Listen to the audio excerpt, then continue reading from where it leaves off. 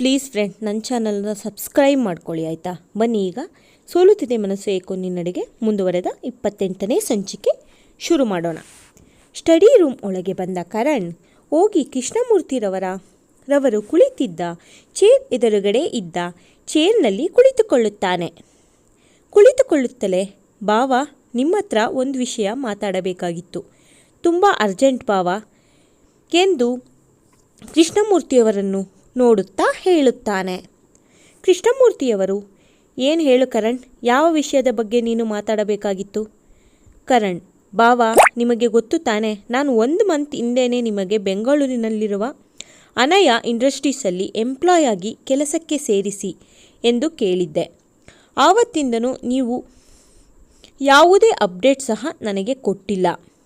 ಅದ್ರ ಬಗ್ಗೆ ಏನಾಯಿತು ಎಂದು ಕೇಳೋದಕ್ಕೋಸ್ಕರ ಇವತ್ತಿಲ್ಲಿಗೆ ಬಂದಿದ್ದೀನಿ ಎಂದು ಕೇಳಿ, ಮತ್ತೆ ಬೇಗ ಒಂದು ವ್ಯವಸ್ಥೆ ಮಾಡಿ ಬಾವ, ನಾನು ಹೇಗಾದರೂ ಬೆಂಗಳೂರಿಗೆ ಹೋಗಲೇಬೇಕು, ಆವಾಗ ನಮ್ಮ ಪ್ಲ್ಯಾನ್ ಇನ್ನೂ ಬೇಗ ಮುಗಿಯುತ್ತದೆ ಎಂದು ಹೇಳುತ್ತಾನೆ.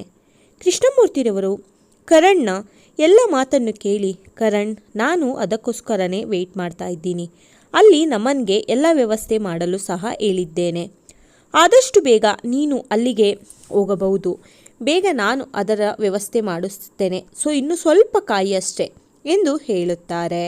ಕರಣ್, ಬಾವ, ಸ್ವಲ್ಪ ಅಂತ ಹೇಳಿ 1 ಮಂತ್ಗಿಂತಲೂ ಜಾಸ್ತಿಯಾಗಿದೆ, ಇನ್ನು ಎಷ್ಟು ಅಂತ ವೆಯ್ಟ್ ಮಾಡಲಿ ಬಾವ, ನಾನು ಹಿಂಗೆ ಇದ್ದರೆ ನಮ್ಮ ಪ್ಲ್ಯಾನು ನೆಲ ಕಚ್ಚತ್ತಷ್ಟೆ, ಹೇಗಾದರೂ ಮಾಡಿ ಬೇಗ ವ್ಯವಸ್ಥೆ ಮಾಡಿ ಎಂದು ಹೇಳಿ ಎದ್ದು ಸ್ಟಡಿ ರೂಮ್ನಿಂದ ಆಚೆ ಹೋಗುತ್ತಾನೆ.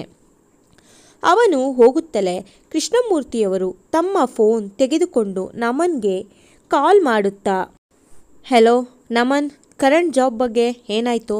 ಆದಷ್ಟು ಬೇಗ ಅವನಿಗೆ ಅಲ್ಲಿ ಸೂಟೇಬಲ್ ಜಾಬ್ ವ್ಯವಸ್ಥೆ ಮಾಡು ಎಂದು ನಿನಗೆ ಹೇಳಿ ಎಷ್ಟು ದಿನ ಆಯಿತು? ನಿನಗೆ 1 ಮಂತ್ ಟೈಮ್ ಕೊಟ್ಟು ಸಾಕಾಗಿದೆ. ನೀನೇನು ಮಾಡ್ತಾ ಇದೆಯೋ ಅಲ್ಲಿ ಆಫೀಸಲ್ಲಿ ನನಗೆ ಗೊತ್ತಿಲ್ಲ. ನೀನು ಇನ್ 7 ಡೇಸಲ್ಲಿ ಅವನಿಗೆ ಜಾಬ್ ರೆಡಿ ಇರಬೇಕು, ಇಲ್ಲಾಂದರೆ ನೀನು ರಿಸೈನ್ ಮಾಡಿ ಮನೆಗೆ ಹೋಗ್ತಾ ಇರ್ಬೋದು ಎಂದು ಆರ್ಡರ್ ಮಾಡಿ ಫೋನನ್ನು ಕಟ್ ಮಾಡುತ್ತಾರೆ. ಇತ್ತ ಸಮಯ ಮಾತು ಕೇಳಿದ ರಿಸೆಪ್ಷನಿಸ್ಟ್, ಓ, ಆಕ್ಸಿಡೆಂಟ್ ಕೇಸಾ? ಆ ಫ್ಯಾಮಿಲಿಯವರ ನೀವು? ಸಾರಿ, ನಮಗೆ ಗೊತ್ತಾಗಲಿಲ್ಲ, ಅವರ ಹೆಸರು ಇನ್ನೂ ನಮಗೆ ಗೊತ್ತಿಲ್ಲದ ಕಾರಣ ನಾವು ಬರೆದುಕೊಂಡಿಲ್ಲ ಎಂದು ಅಜಿತ್ ಅವರು ಇದ್ದ ICU ಫ್ಲೋರ್ ಅನ್ನು ನಂಬರ್ನ ಹೇಳಿ ಅವರಿಗೆ ಕಳುಹಿಸುತ್ತಾರೆ. ಎಲ್ಲರೂ ಗಾಬರಿಯಿಂದ ಲಿಫ್ಟ್ ಅಲ್ಲಿ ಬಂದು ನಿಂತು ICU ಇದ್ದ ಫ್ಲೋರ್ಗೆ ಬರುತ್ತಾರೆ. ಲಿಫ್ಟಿಂದ ಆಚೆ ಬಂದು ಸುತ್ತಮುತ್ತ ಕಣ್ಣಾಡಿಸಿ ನೋಡಲು ಅಲ್ಲಿ ಸ್ವಲ್ಪ ದೂರವೇ ಇದ್ದ ICU ಬಳಿ ಪೊಲೀಸ್ ಮತ್ತು ಅವರ ಜೊತೆ ಇನ್ನೂ ಒಬ್ಬ ವ್ಯಕ್ತಿ ಅಲ್ಲೇ ಇದ್ದ ಚೇರ್ ಮೇಲೆ ಕುಳಿತಿದ್ದರು. ಅವರ ಬಳಿಗೆ ಬಂದ 5 ಜನರು, ಅದರಲ್ಲಿ ಅನಾಯ ಮತ್ತು ಅಮೃತ ಜೋರಾಗಿ ಓಡುತ್ತಲೇ ಬಂದು ಪೊಲೀಸರ ಎದುರುಗಡೆ ನಿಂತುಕೊಂಡು, ಅಲೋ ಸರ್, ಆಕ್ಸಿಡೆಂಟ್ ಪೇಷಂಟ್ ಇರುವುದು ಇದೇ ವಾರ್ಡ್ನಲ್ಲ ಎಂದು ಮತ್ತೆ ಕೇಳುತ್ತಾರೆ.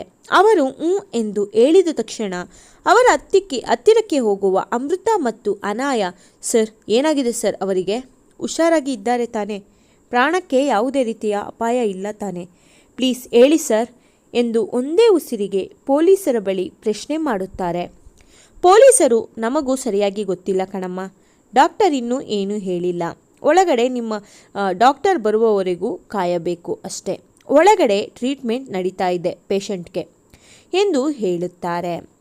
ಅಷ್ಟೇ, ಎಲ್ಲಿ ಅಜಿತ್ ಅವರನ್ನು ಆಸ್ಪತ್ರೆಗೆ ಕರೆದುಕೊಂಡು ಬಂದಿದ್ದ ವ್ಯಕ್ತಿ ಮುಂದೆ ಬಂದು, ಸರ್, ಇಲ್ಲಿ ಎಲ್ಲ ಸರಿಯಾಗಿದ್ದರೆ ನಾನು ವಾಪಸ್ ಹೋಗಬಹುದಾ ಸರ್? ನನಗೆ ಟೈಮ್ ಆಗ್ತಿದೆ ಸರ್, ಅರ್ಜೆಂಟ್ ಕೆಲಸ ಇದೆ ನನಗೆ ಎಂದು ಹೇಳುತ್ತಾನೆ. ಪೊಲೀಸರು, ಸರಿ, ನೀವು ಹೊರಡಬಹುದು, ಆದರೆ ನಿಮ್ಮ ಫೋನ್ ನಂಬರ್ ಮತ್ತು ನಿಮ್ಮ ಅಡ್ರೆಸ್ ಪ್ರೂಫ್ ಎಲ್ಲ ನಮ್ಮ ಕಾನ್ಸ್ಟೇಬಲ್ ಬಳಿ ಬರೆದುಕೊಟ್ಟು ಹೋಗಿ, ಮತ್ತು ನಾವು ಕರೆದಾಗ ಪೊಲೀಸ್ ಸ್ಟೇಷನಿಗೆ ಬಂದು ಸ್ಟೇಟ್ಮೆಂಟ್ ಸಹ ಕೊಡಬೇಕಾಗುತ್ತೆ ಸರ್ ನೀವು, ಯಾಕೆಂದರೆ ಆಕ್ಸಿಡೆಂಟ್ ಆಗಿರುವುದನ್ನು ಮೊದಲು ನೋಡಿದವರೇ ನೀವು, ಆದ ಕಾರಣ ಎಂದು ಆ ವ್ಯಕ್ತಿಗೆ ಹೇಳುತ್ತಾರೆ. ಆ ವ್ಯಕ್ತಿ ಸರಿ ಎಂದು ಕಾನ್ಸ್ಟೇಬಲ್ ಬಳಿ ಬಂದು ತನ್ನ ನಂಬರ್ ಮತ್ತು ಅಡ್ರೆಸ್ ಎಲ್ಲ ಕೊಟ್ಟು, ಸರ್, ನಾನಿನ್ನೂ ಬರುತ್ತೇನೆ, ನೀವು ಯಾವಾಗ ಬೇಕಾದರೂ ನನಗೆ ಫೋನ್ ಮಾಡಬಹುದು ಸರ್, ನಾನು ಬಂದು ಸ್ಟೇಟ್ಮೆಂಟ್ ಕೊಡುತ್ತೇನೆ ಎಂದು ಅಲ್ಲಿಂದ ಅವಸರವಾಗಿ ಹೊರಟು ಹೋಗುತ್ತಾನೆ. ಐಸಿಯು ಬಳಿ ಚೇರ್ ಮೇಲೆ ಕುಳಿತುಕೊಂಡಿದ್ದ ಅಮೃತ ಮತ್ತು ಅನಾಯ ಒಂದೇ ಸಮನೆ ಅಳುತ್ತಿದ್ದರು. ಸಮಯ್ ಮತ್ತು ತನ್ಮಯ್ ಸಾನು ಅವರನ್ನು ಸಮಾಧಾನ ಮಾಡುತ್ತಿದ್ದರು.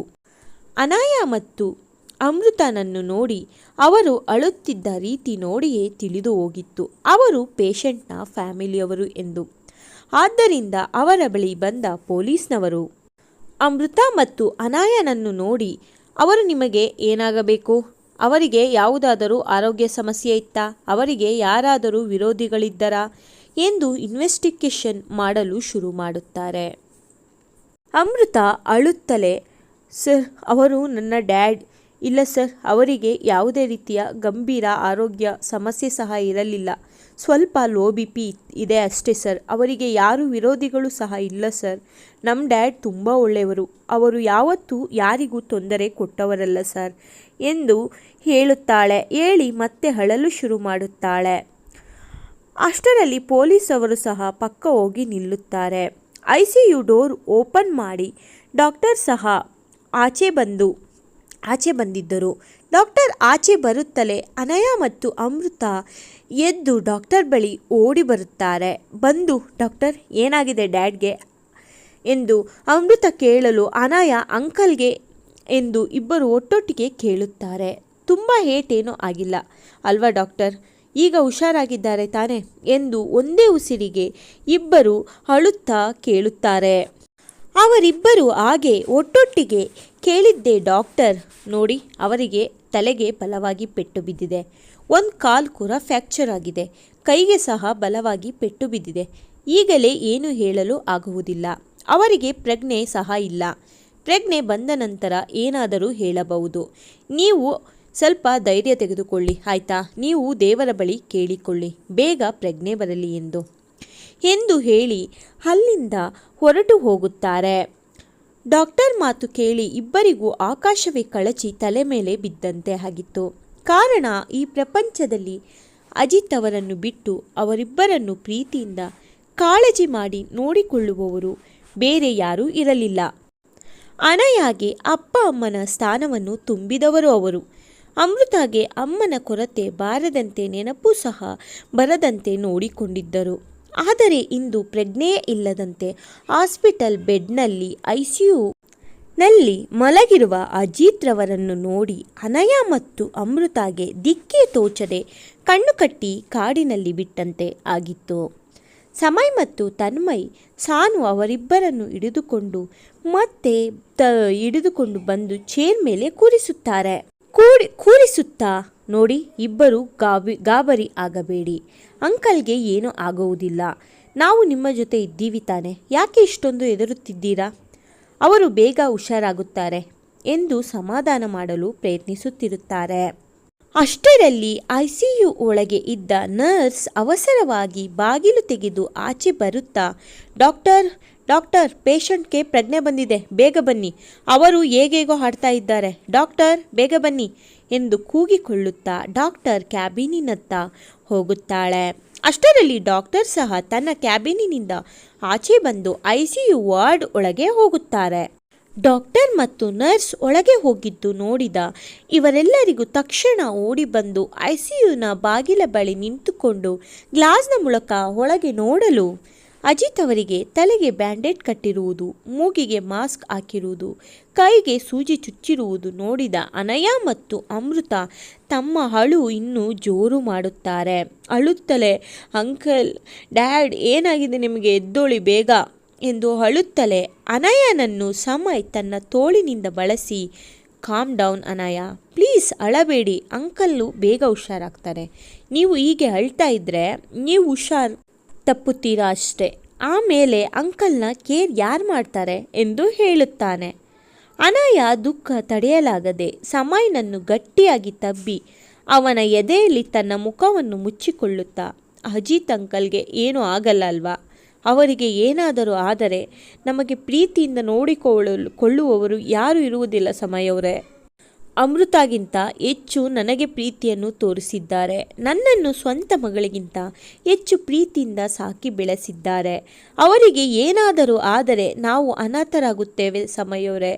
ಏನು ಮಾಡೋದು ಇವಾಗ ಎಂದು ಹೇಳಿ ಜೋರಾಗಿ ಅಳುತ್ತಿರುತ್ತಾಳೆ. ಅಮೃತ ಸಹ ಸಾನುವನ್ನು ತಬ್ಬಿ ಅಳುತ್ತಿರುತ್ತಾಳೆ. ಸಾನು ಸಹ ಅವಳ ಕೈಲಿ ಆದಷ್ಟು ಅಮೃತನನ್ನು ಸಮಾಧಾನ ಮಾಡುವಲ್ಲಿ ಪ್ರಯತ್ನ ಮಾಡುತ್ತಾಳೆ. ಅನಯ ತಬ್ಬಿಕೊಂಡಿದ್ದು ಸಮಯನ ಎದೆಬಡಿತ ಜೋರಾಗಿತ್ತು. ಕಾರಣ ಅವನಿಗೂ ತಿಳಿಯುತ್ತಿಲ್ಲ. ಆದರೂ ಅವಳು ಹೀಗೆ ತಬ್ಬಿಕೊಂಡು ನಿಂತಿರುವುದು ಅವನ ಮನಸ್ಸಿಗೆ ನೆಮ್ಮದಿಯ ಭಾವವನ್ನು ಮೂಡಿಸುತ್ತಿತ್ತು. ಸಮಯ್ ಮನಸ್ಸಿನಲ್ಲಿಯೇ ನಾನು ಏನು ಯೋಚನೆ ಮಾಡ್ತಾ ಇದ್ದೀನಿ, ಇಲ್ಲಿ ಇವರ ಅಂಕಲ್ ಸಾವು ಬದುಕಿನ ನಡುವೆ ಹೋರಾಟ ನಡೆಸುತ್ತಾ ಇದ್ದಾರೆ. ಅದನ್ನು ನೋಡಿದ ಇವರಿಗೆ ದುಃಖ ತಡೆಯಲಾಗದೆ ನನ್ನನ್ನು ಹೀಗೆ ತಬ್ಬಿಕೊಂಡಿದ್ದಾರೆ ಅಷ್ಟೇ, ಬೇರೇನೂ ಇರುವುದಿಲ್ಲ. ನನ್ನ ಮನಸ್ಸಿಗೆ ಏನೇನೋ ಯೋಚನೆ ಬರುತ್ತಿದೆಯಲ್ಲ ಎಂದು ತನಗೆ ತಾನು ಬೈದುಕೊಂಡು ತಾನೂ ಸಹ ಅವಳ ನಡುವನ್ನು ಬಳಸಿ ಹಿಡಿಯುತ್ತಾನೆ. ಅಷ್ಟರಲ್ಲಿ ಡಾಕ್ಟರ್ ಆಚೆ ಬಂದಿದ್ದರು. ಡಾಕ್ಟರ್ ಆಚೆ ಬಂದಿದ್ದೆ ನೋಡಿ, ಪೇಷಂಟ್ಗೆ ಪ್ರಜ್ಞೆ ಬಂದಿದೆ, ಒಬ್ಬೊಬ್ಬರೇ ಒಳಗೆ ಹೋಗಿ ಮಾತನಾಡಿಸಿ, ಜಾಸ್ತಿ ಮಾತನಾಡಿಸಿ ಸ್ಟ್ರೆಸ್ ಕೊಡಬೇಡಿ, ಅದು ಅವರ ಆರೋಗ್ಯಕ್ಕೆ ಒಳ್ಳೆಯದಲ್ಲ ಎಂದು ಹೇಳಿ ಅಲ್ಲಿಂದ ಹೊರಟು ಹೋಗುತ್ತಾರೆ. ಅಮೃತ ಅನಯನ ಬಳಿ ಬಂದು, ಅನಯ ನೀನು ಮೊದಲು ಒಳಗೆ ಹೋಗು, ಡ್ಯಾಡ್ನ ಮಾತನಾಡಿಸು, ಆವಾಗ ಅವರು ಬೇಗ ಹುಷಾರಾಗುತ್ತಾರೆ ಎಂದು ಹೇಳುತ್ತಾಳೆ. ಅನಯ ಸಹ ಇಲ್ಲ ಅಮೃತ, ನೀನು ಮೊದಲೇ ಒಳಗೆ ಹೋಗು ಎಂದು ಹೇಳಲು ICU ಒಳಗಿನಿಂದ ಆಚೆ ಬಂದ ನರ್ಸ್, ಇಲ್ಲಿ ಅನಯ ಯಾರು? ಪೇಷಂಟ್ ಆವಾಗಲಿಂದ ನಿಮ್ಮ ಹೆಸರನ್ನೇ ಕನವರಿಸುತ್ತಿದ್ದಾರೆ ಮೇಡಮ್, ಬೇಗ ಒಳಗೆ ಬನ್ನಿ, ಅವರನ್ನು ಮಾತನಾಡಿಸಿ ಎಂದು ಹೇಳಿ ಮತ್ತೆ ICU ಒಳಗೆ ಹೋಗುತ್ತಾರೆ. ಅನಯ ತನ್ನ ಕಣ್ಣನ್ನು ಒರೆಸಿಕೊಳ್ಳುತ್ತಾ ತನ್ನ ಬಟ್ಟೆಯನ್ನು ಸರಿ ಮಾಡಿಕೊಂಡು, ಸರಿ ಅಮ್ಮು, ಮೊದಲು ನಾನೇ ಹೋಗಿ ಮಾತನಾಡಿಸುತ್ತೇನೆ ಎಂದು ICU ಡೋರ್ ಓಪನ್ ಮಾಡಿ ಒಳಗೆ ಹೋಗುತ್ತಾಳೆ. ಕತೆ ಮುಂದುವರಿಯುವುದು. ನನ್ನ ಈ ಕತೆ ನಿಮ್ಮೆಲ್ಲರಿಗೂ ಇಷ್ಟ ಆಗ್ತಾ ಇದ್ದರೆ ಪ್ಲೀಸ್ ಲೈಕ್ ಮಾಡಿ, ಸಬ್ಸ್ಕ್ರೈಬ್ ಮಾಡಿಕೊಡಿ, ನಿಮ್ಮ ಫ್ರೆಂಡ್ಸ್ ಫ್ಯಾಮಿಲಿಯವ್ರಿಗೆ ಶೇರ್ ಮಾಡಿ ಆಯಿತಾ. ಕಮೆಂಟ್ ಮೂಲಕ ತಿಳಿಸಿ ಕತೆ ಹೇಗೆ ಬರ್ತಾ ಇದೆ ಅಂತ ಹೇಳ್ಬಿಟ್ಟು ಆಯಿತಾ. ಪ್ಲೀಸ್ ಫ್ರೆಂಡ್ಸ್ ಸಬ್ಸ್ಕ್ರೈಬ್ ಮಾಡ್ಕೊಳ್ಳಿ, ಇಷ್ಟು ಕಷ್ಟಪಟ್ಟು ವಿಡಿಯೋ ಮಾಡ್ತೀನಲ್ವಾ, ಪ್ಲೀಸ್ ಸಬ್ಸ್ಕ್ರೈಬ್ ಮಾಡೋದನ್ನು ಮಡಿಬೇಡಿ ಆಯಿತಾ. Please subscribe.